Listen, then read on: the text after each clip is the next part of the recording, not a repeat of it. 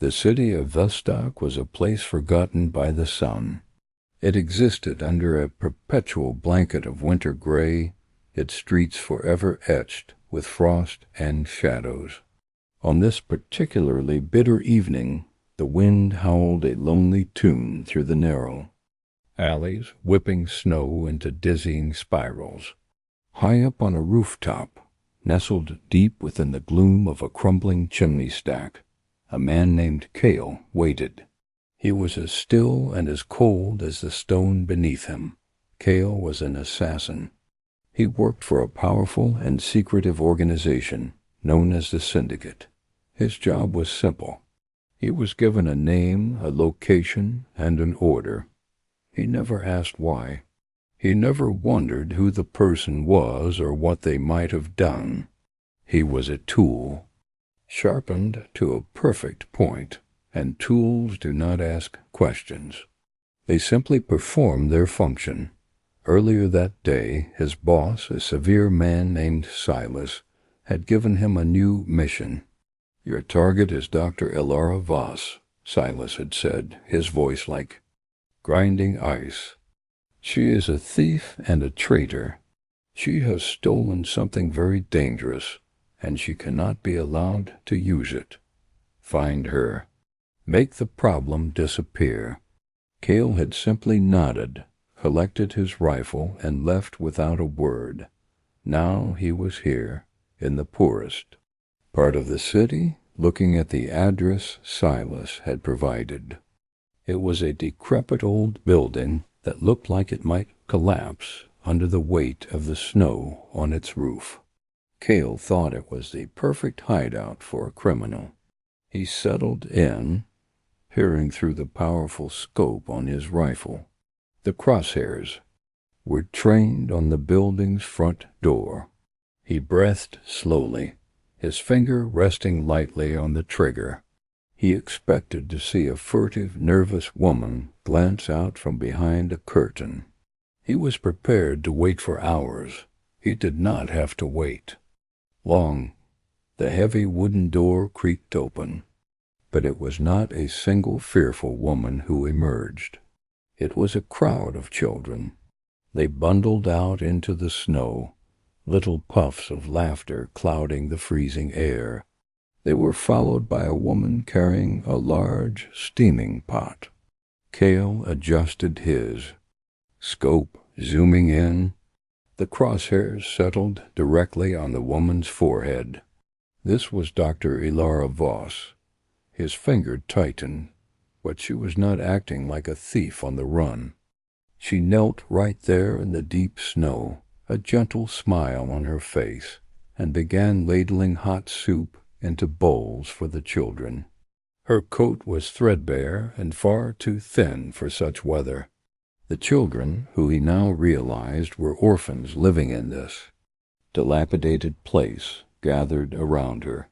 They called her Dr. Ilara and hugged her legs. One small boy, his nose red from the cold, tugged on her sleeve and asked if she would tell them a story after they ate. Cale's hand, which had always been so steady, began to tremble. The sight before him did not match the words of his boss. This was not a monster. This was a guardian. A memory, long buried and painful, surfaced in his mind. It was the memory of his own childhood, hungry and alone and shivering in the cold, wishing for just one kind person to appear.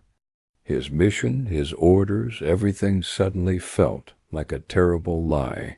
He could not do it. He would not do it. The rifle, the instrument of his dark trade, felt heavy and wrong in his hands. His grip loosened.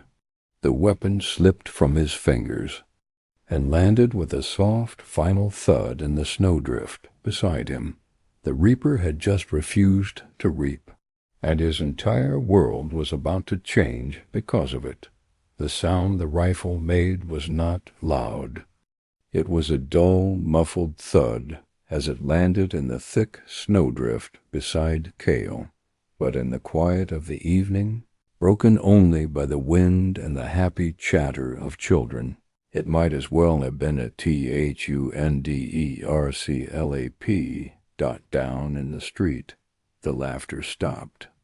All the little heads turned at once, looking up toward the rooftop where Cale was standing. They had seen the movement. They had seen the dark figure outlined against the gray sky.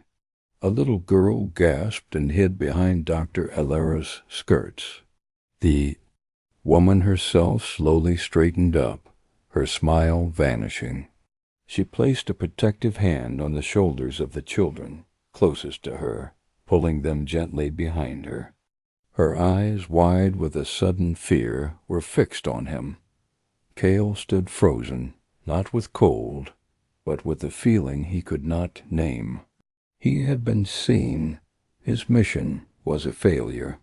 Every instinct he had learned from years of working for the syndicate screamed at him to run, to melt back into the shadows, to report his failure and face the consequences. But his feet would not move. He looked at the group below, at the brave woman shielding the children, and he knew he could not just disappear. Slowly, very slowly, he raised his empty hands into the air, showing that he held no weapon. He wanted them to see he meant no harm. He took a step back from the edge of the roof, turned, and began to climb down the old, rusty fire escape. His boots made soft, scraping sounds against the metal. When he reached the ground, he stood at the edge of the street for a moment. The children were all now huddled behind Ilara, peeking out at him with nervous eyes. The pot of soup sat forgotten in the snow, still steaming. Cale took a deep breath and walked across the empty street toward them. The snow crunched under his boots with every step. He stopped a good distance away, giving them space. There was a long silence. The wind whistled between the buildings. Finally, Ilara spoke. Her voice was steady, much steadier than he expected. "You were sent to kill me." It was not a question. It was a simple, cold fact. Cale nodded. His own voice felt rough from lack of use. "Yes. Why are you still here?" she asked. "Why did you not finish it?" Cale looked past her, at the curious, frightened faces of the orphans. He looked at the simple bowls in their hands. He thought of the warm smell of soup and the sound of their laughter. "They told me you were a thief," he said, each word feeling heavy. "They said you were dangerous. A monster who stole something terrible." He paused, searching for the right words. "Monsters do not feed orphans in the snow. My bosses, they lied to me." He saw some of the tension leave her shoulders, but the wariness in her eyes remained. She was a scientist, a logical person. She would not trust so easily. "What is your name?" she asked. "Cale," he answered. "Well, Cale," she said, "the syndicate wants what I took, because they are the real monsters. I was working on a project they said was medicine, a way to help people. I discovered it was actually a poison, a weapon they wanted to use to control people. I could not let that happen. So I took the research and I ran. I ran here to the only place I thought they would not look. I use what I know to help these children, not to hurt anyone." Cale listened. Her story made perfect sense. It fit the kind, courageous woman standing before him far better than the lie Silas had told. He knew with a sinking feeling in his stomach what happened next. The syndicate did not tolerate failure. They would send someone else. Someone who would not hesitate. Someone who would not care about the children in the way. Everyone here was in grave danger because of him. Because he had failed. He had a new decision to make, and this one was even bigger than the first.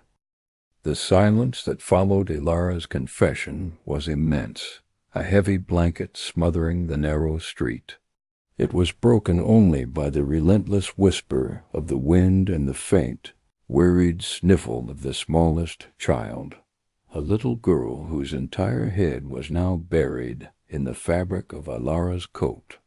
Cale stood his ground, his empty hands still held slightly away from his body, a silent promise of peace.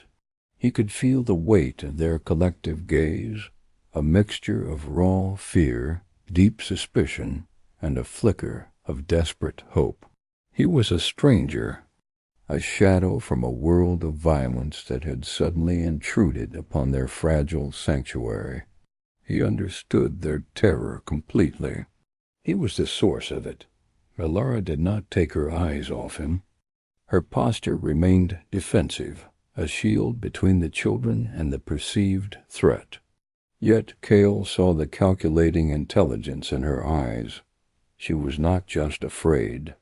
She was assessing him, weighing his words, his actions, his posture, trying to decipher the truth of his intentions. The lie the syndicate had fed him was a simple, ugly thing. The reality standing before him was complex and fraught with peril. "They will send another," Cale said, his voice low but carrying clearly. "In the cold air." He did not need to explain who they were. The dread that flickered across Ilara's face confirmed she understood perfectly. "Soon. They will not make the same mistake I did. They will not hesitate." A boy of about 9, with fiercely bright eyes and a protective arm around the little girl, spoke up, his voice trembling with a bravery he clearly did not feel. "We're not afraid of you," he declared, though he clung tighter to his sister. Cale's gaze softened, almost imperceptibly. "You are brave," he said, and it was not condescension, but a simple statement of fact. "But you should be afraid. Not of me, of the people who sent me. This place is not safe anymore. They know where you are." Ilara's shoulders slumped slightly, the weight of his words pressing down on her. She had known this day might come, but the reality of it, standing here in the form of a confessed assassin, was a blow she had not been fully prepared for. Her sanctuary had been breached. Her carefully constructed world, built on soup and stories and science repurposed for good, was crumbling. "What do you suggest we do?" she asked, her voice tight with strain. "Run? There are 12 children here. The youngest is 4. We have little money, and the city is crawling with syndicate informants. We would not get 3 blocks before being seen." Cale looked from her desperate face to the children, their eyes wide with a confusion they were too young to fully comprehend. They understood fear and cold and hunger, but the intricate web of adult betrayal and pursuit was beyond them. They only knew that their Dr. Ilara was scared, and that was enough to terrify them. "I can help," Cale said. The words felt foreign on his tongue. He had never spoken them before in his life.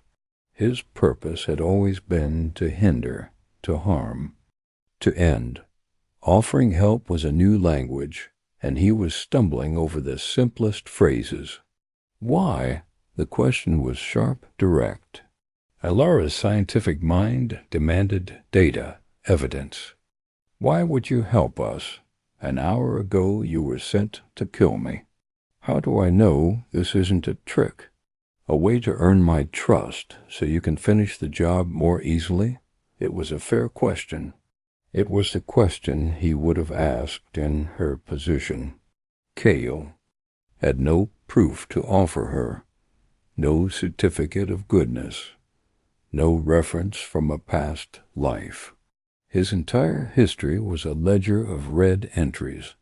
All he had was the memory of a moment, the sight of her kneeling in the snow and the profound shift it had caused. Inside him. "Because they lied to me," he said, his voice gaining a sliver of strength. "They told me to eliminate a threat to innocent people. But when I found my target, she was caring for the most innocent people of all. They did not just lie about what you stole. They lied about who you are. I have done terrible things for them, believing I was serving a necessary purpose. Today, I saw that it was all for nothing, or for something much worse." He paused, searching for a way to make her understand. "If I walk away now, I am leaving you to be killed by someone who will not ask questions. That makes me as guilty as if I had pulled the trigger myself. I cannot do that." He took a slow, careful step forward. The children shrank back. Alara's body tensed. He stopped immediately. "My name is K.O. Varek," he said, offering the one piece of his identity that was real. "I have worked for the syndicate for 15 years. I know how they think. I know how they hunt. I know the protocols they will follow now that I have missed my check-in time. I know the people they will send. I can use that knowledge to protect you. It is the only useful thing my past is good for." He gestured toward the old building. "The first thing we must do is get inside. Standing out here in the open, we are visible targets. We need to move away from the windows." Elara hesitated for a long, agonizing moment. The fate of a dozen young lives rested on her decision. Trusting this man could be the mistake that doomed them all. Rejecting him could mean facing a team of professional killers alone. She looked into his eyes, and for the first time she looked past the cold exterior, past the profession, past the fear. She saw the conflict there, the shattered certainty, the emergence of something new and uncertain. She saw the ghost of the boy he must have been before the syndicate found him. Finally, she gave a single, sharp nod. "All right," she said, her voice barely a whisper. Then, more firmly, "All right. We will go inside." She turned to the children, her manner shifting instantly to one of calm authority. "Come on, everyone. Back inside. It is too cold out here. Pietra, bring the pot. Lena, take Milo's hand." The children, confused but obedient, began to file back through the heavy door, casting nervous glances back at Kale. Elara stood by the door, shepherding them in. She looked at Kale. "You too," she said. Kale walked across the street and stepped into the orphanage for the first time. The door swung shut behind him with a solid, echoing thud, closing out the wind and the snow, and sealing them all inside together. The interior was not much warmer than the street, but it was out of the biting wind. The main room was a large open space that served as a dining hall, a classroom, and a playroom. Faded posters of the alphabet and solar systems were tacked to peeling walls. Threadbare rugs were scattered over a cold stone floor. A few mismatched. Chairs and one long, scarred wooden table stood in the center. A doorway at the back led to what he assumed were sleeping quarters and a kitchen. It was poor, desperately so, but it was also clean and orderly. There were signs of love everywhere, a stack of carefully repaired books, a row of lumpy clay mugs, clearly made by small hands, drawings of Elara and the children pinned proudly to the wall. The children clustered together in the center of the room, a small island of anxiety. They watched Kale with unblinking eyes. The brave boy, Pietra, positioned himself slightly in front of the others. Ilara bolted the heavy door behind them, plunging the room into a deeper gloom, lit only by a few flickering oil lamps. The action felt final. She turned to face Cale, crossing her arms over her chest. "Now what?" she asked. "Now we talk," Cale said. "And we plan. I need to know everything. What exactly did you take from them?" Ilara sighed, leaning against the wall as if suddenly exhausted. "It was a viral sequence, a pathogen. The research was supposed to be about developing faster vaccines, but I found hidden subroutines in the genetic code.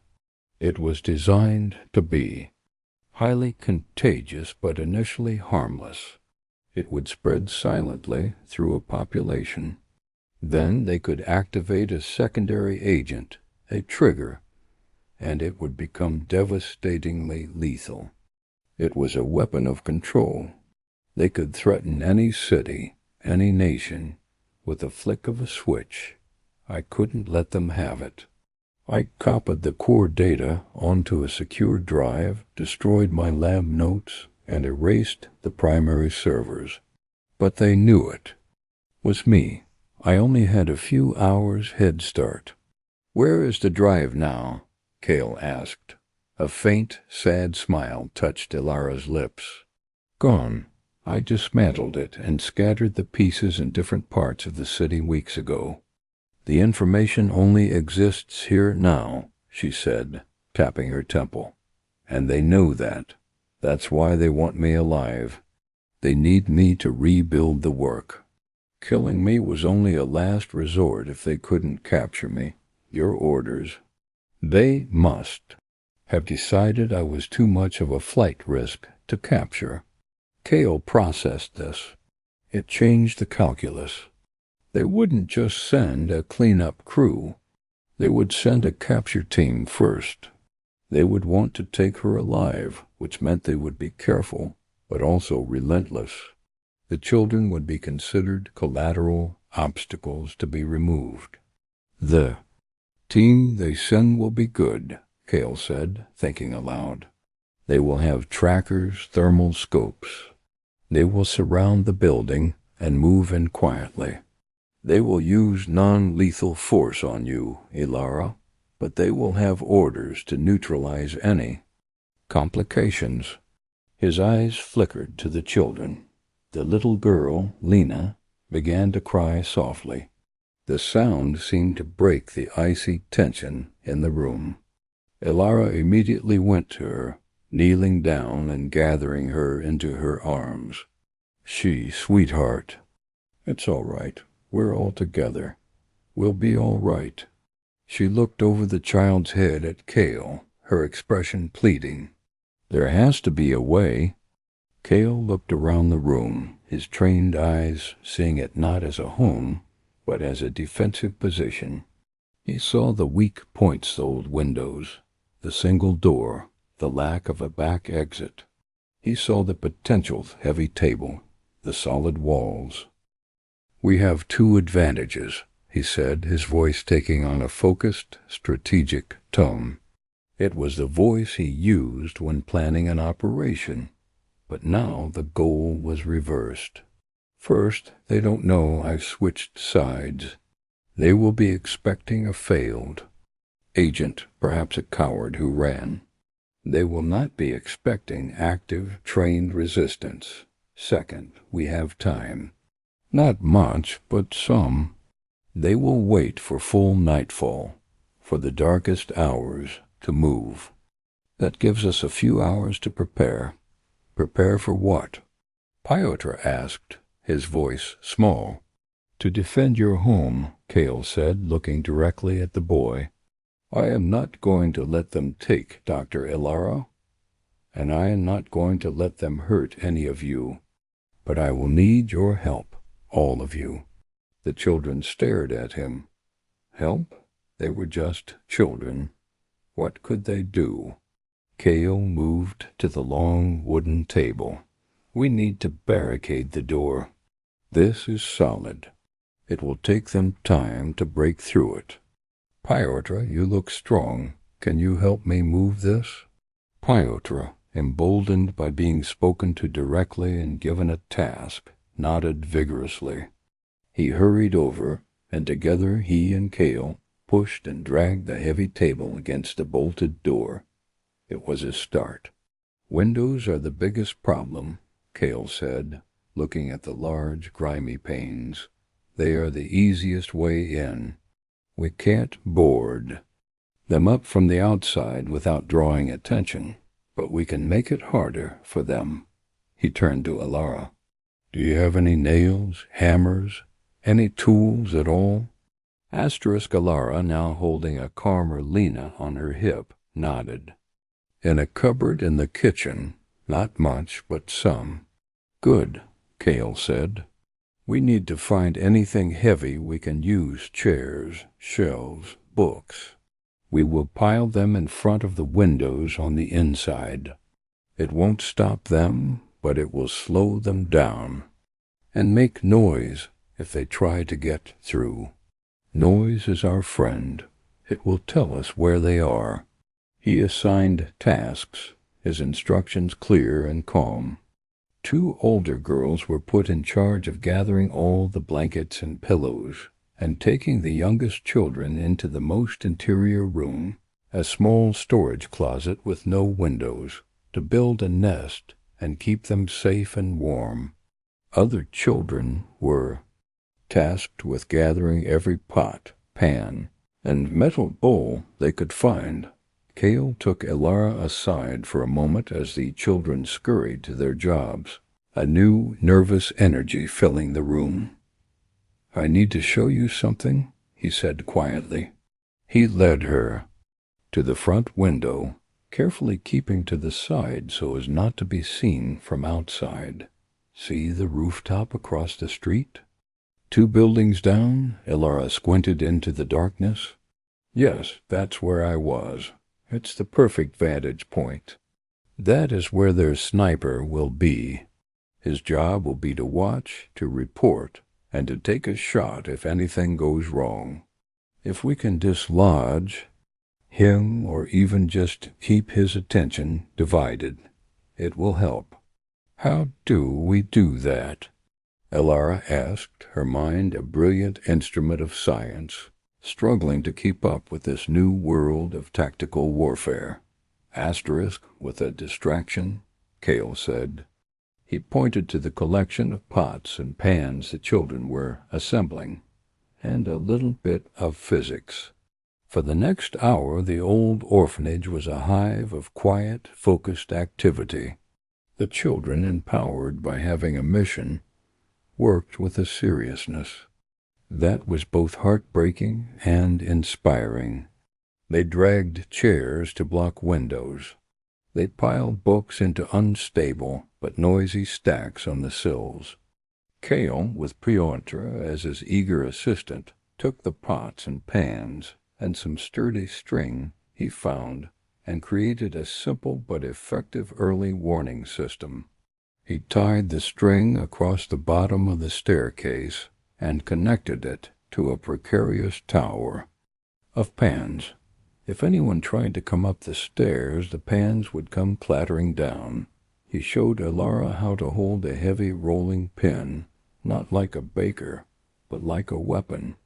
He taught her the weakest points on an body, the instep, the knee, the nose, if someone got too close. Your goal is not to fight them, he said. Your goal is to stun them, to create 1 second of surprise, and to run. Get to the children. Barricade that door. As they worked, a strange thing began to happen. The initial fear the children felt towards Cale began to morph into a different emotion. They saw him not as a monster, but as a general preparing them for a siege. They saw his competence, his calmness. They saw the way he treated their questions seriously and gave them jobs they could handle. He was not like the other adults they had known, who had either abandoned them or looked at them with pity. He looked at them and saw potential allies. *PI OTR especially became Cale's shadow. He watched his every move, handing him nails, holding. The string taut, his earlier defiance replaced by a fierce, burgeoning loyalty. Finally, the work was done. The main room was transformed into a maze of obstacles. The youngest children were safely tucked away in the windowless closet, surrounded by blankets and a few precious toys. The older children gathered in the main room with Alara and Cale. The oil lamps cast long, dancing shadows on the walls, making the familiar room seem strange and full of secrets. An eerie quiet settled over the building. The wind had died down. Outside, the only sound was the ragged rhythm of their own breathing. They were as ready as they could be. Cale stood by the boarded-up door, listening intently to the silence of the night. He looked at the group huddled together. Alara, her face pale but determined, the children leaning against her for comfort and courage. "They're coming, aren't they?" Alara whispered. Cale nodded, his eyes fixed on the door. "Yes," he said softly. "They are coming. But they are not just coming for you anymore. They are coming for all of us, and we will be ready." In the profound silence they all heard it at the same time. A soft, almost imperceptible scrape against the outer wall. Then another. The sound of boots on frozen ground, moving with practiced stealth. The wait was over. The battle for their home, for their future, was about to begin.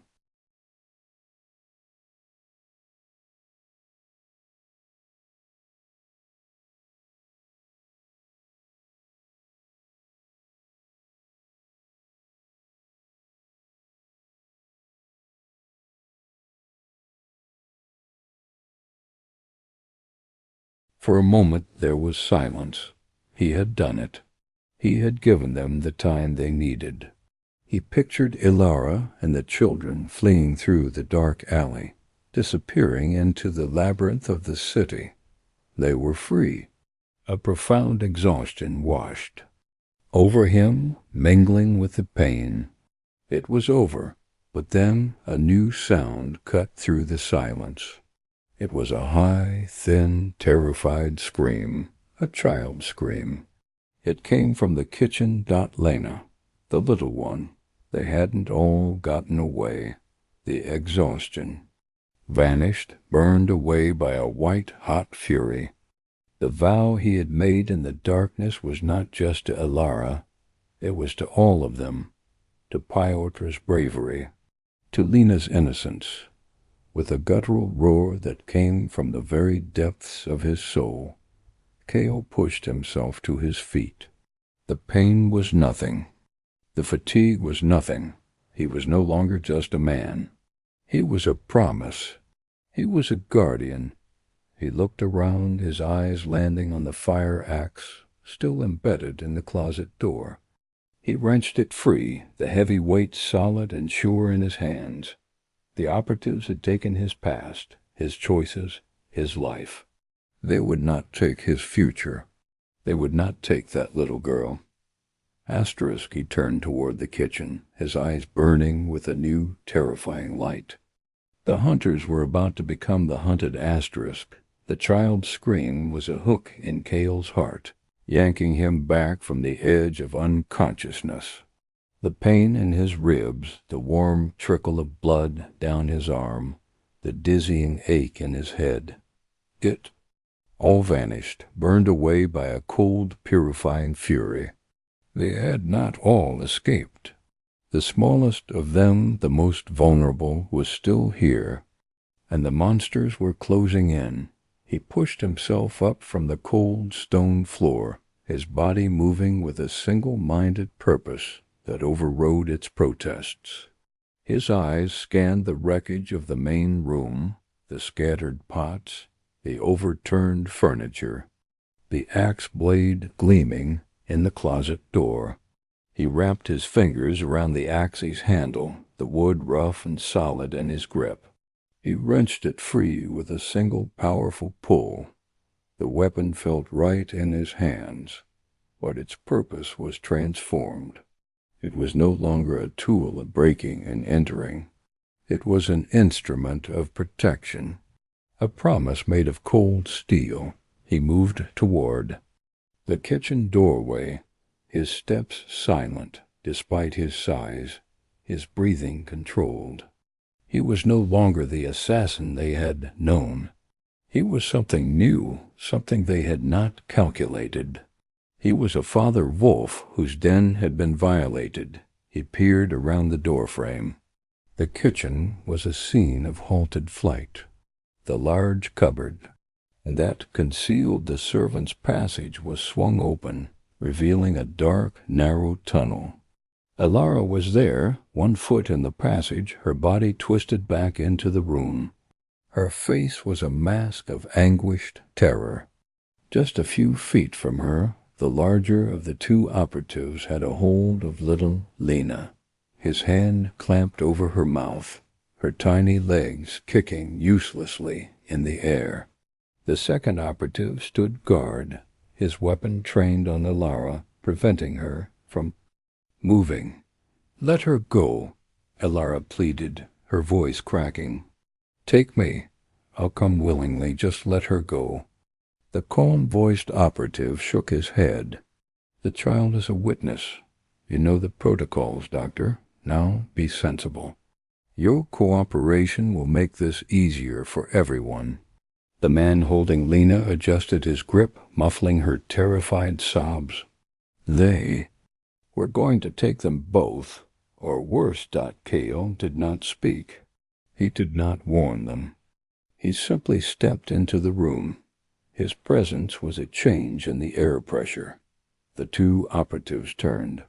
The calm one's eyes widened a fraction behind his balaclava. He had left Kale broken against a wall. He was not supposed to be here. He was not supposed to be standing. He was certainly not supposed to be holding an axe and looking at them with eyes that held no emotion, only a bottomless, terrifying resolve. The man with Lena reacted first, dropping the child and reaching for his sidearm. Lena scrambled away on her hands and knees toward Elara, but Kale was already moving. He did not throw the axe. He advanced, a force of inevitable nature. The operative with the weapon fired once. The shot went wide, punching into the wall beside the passage door. The report was deafening in the small room. Before he could fire again, Kale was upon him. He swung the axe not with the blade, but with the flat of the head, a short, brutal arc that connected with the man's wrist. There was a sickening crack. The man screamed, his weapon clattering to the floor. Kale drove his shoulder into the man's chest, sending him flying backward into the stone wall. He slid down and did not move. The calm operative backed away, his own weapon now held in a 2-handed grip, aimed at Kale's center mass. "Varek," he said, and for the first time his voice was not calm. It was laced with disbelief and a threat of fear. "Stand down. This is insanity. Think of your position. Think of your future." Kale stopped. He looked at the man, really looked. At him, he knew that voice. Under the mask, it was a man named Riss. They had trained together. They had shared rations on long stackouts. The syndicate was not just a faceless entity. It was made of people. People who followed orders without question, just as he had. "I am," Kale said, his voice low and gravelly, but clear. "For the first time, I am thinking of my future, and you are not in it." He took a step forward. Riss tightened his finger on the trigger. "I will shoot you, Kale. Don't make me do this." "You are following orders, Riss," Cale said, taking another step. The axe hung loosely at his side. "I know how that is. But look at that little girl." He gestured with his chin toward Lena, who was now clutched in Alara's arms in the mouth of the passage. "Is that your order? To terrorize a child? Is that the necessary purpose we served?" Riss's eyes flickered for a millisecond toward the sobbing child. It was only a moment, a crack in his professional armor, a glimpse of the man beneath the operative dot. It was all the opening Cale needed. He moved faster than Riss could react. He dropped the axe and lunged, not for the weapon, but for the man's hands. He grabbed the pistol, forcing the barrel upward. The second shot exploded toward the ceiling, raining down plaster dust. They struggled, a silent, vicious dance for control. Riss was strong, well-trained, but Cale was fighting for something more than his life. He was fighting for a reason to live. He drove a knee into Riss's leg, buckling it. He slammed his forehead into the bridge of Riss's nose. He felt cartilage give way. Riss grunted in pain, his grip loosening. Cale twisted the weapon free and threw it, clattering across the room. He shoved Riss hard, sending him stumbling over a fallen chair and onto the floor. Cale stood over him, breathing heavily. He picked up the axe again. Riss looked up, blood streaming from his broken nose, staining his balaclava. He saw his death. In Cale's eyes, "Do it," Riss spat, defiance mixing with fear. "Finish it. That's what we do, right? We finish the mission." Cale raised the axe. Alara gasped, turning Lena's face away into her shoulder. But Cale did not bring it down. He held it there, poised. He looked at Riss, not as an enemy, but as a reflection of his own past. A man who knew nothing but the mission. A man who had not yet had his moment on a snowy rooftop dot. He lowered the axe. "No," Cale said, his voice thick with exhaustion and emotion. "That is what you do. I protect now." He stepped back, his point made. The fight was gone from Riss. He lay on the floor, defeated and confused, watching as the Reaper of the Syndicate chose mercy. Cale turned to Alara and Lena. "Go," he said, his voice soft but urgent. "Now, take the passage. Get to the old train yard on the east side. Hide in the boxcar with the red circle painted on it. I will find you." Alara's eyes were filled with tears. "Cale, go." He commanded with a force that brooked no argument. She nodded, clutching Lena tighter, and disappeared into the dark passage. The sound of her footsteps faded quickly. Cale was alone with the two unconscious operatives and a broken man. He moved. Quickly, he found a roll of heavy-duty tape in a drawer and bound Riss's hands and feet securely. He did the same for the other two men. They would not be out for long, but they would be immobilized. He stood in the center of the silent, wrecked kitchen.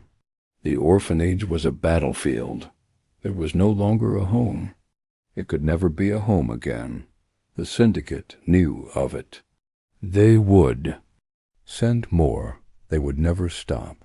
He had to make sure they had nothing to follow. He walked back into the main room. He righted a fallen oil lamp, its reservoir still half full. He took it and went to the closet where the children had slept.